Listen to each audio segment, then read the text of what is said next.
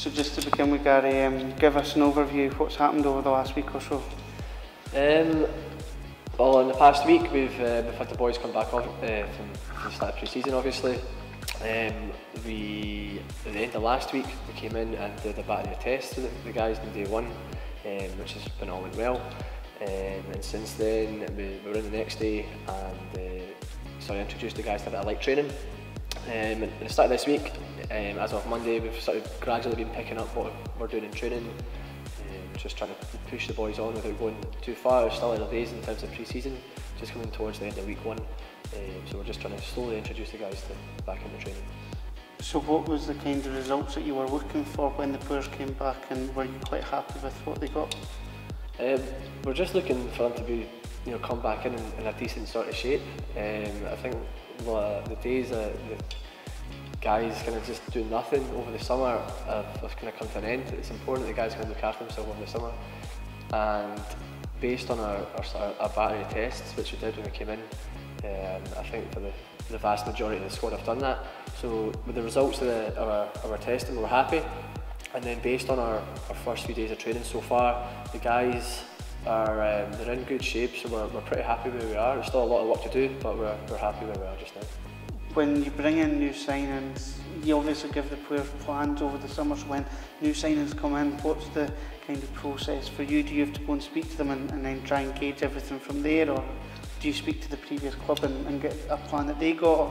Well, for one or two of the signings that were made during the summer, we were able to get out kind of the plan for the summer that all the other players had received. So there's one or two that have been able to do a bit of work from our side of view, what we're looking for them to do. The vast majority of clubs nowadays, they'll give out plans for the summer anyway, and players they'll go away and do their own little bits and pieces to keep themselves ticking over, so that when they come back in, they're ready to work.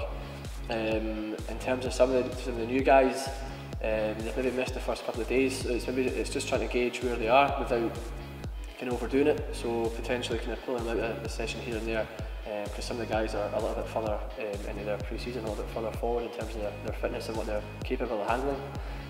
So it's just trying to manage from that side of things. Again, we've seen a lot of gym work being put in. Is that for you as important as the workout on the training field and part of pre-season? I would say so, but that's because that's part of my job. But no, it is really important, especially in the modern game, to improve strength, improve certain other physical characteristics of the players, to make them more robust, in the hope that we can improve performance from a physical perspective. So yeah, we have been in the gym. In this first week we've been in the gym a number of times already, and we'll be looking to continue and progress that throughout not only pre-season but the rest of the season as well.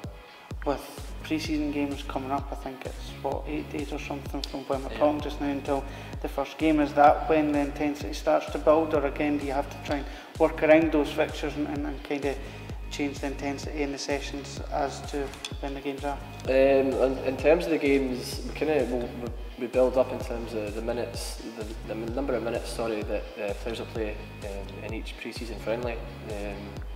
Again, we can't expect the guys to go into 90 minutes in the first pre-season friendly.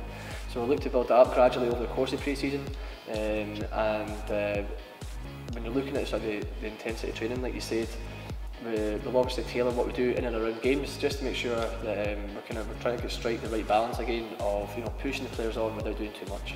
Do you feel that it's actually becoming easier to do pre-season because of that, or is it just as hard as it once was? It just is what it is, and you just have to get on with it, really, to be honest. The players this year, they still had, I think they had 4 or 5 weeks off, so it's still a fair chunk of time. And as I already touched on, the vast majority seem to have keep themselves in good condition over the summer.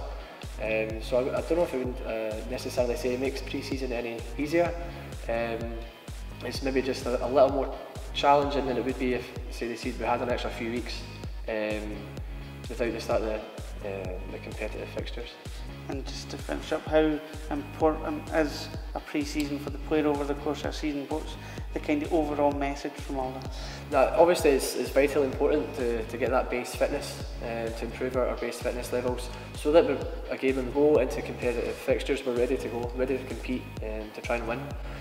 Obviously the League Cup starts mid-July, so we need to be ready for that first game. So getting that base fitness, improving our match fitness as well through pre-season friendlies, it's all really important so we can hit the ground running when the season finally gets underway.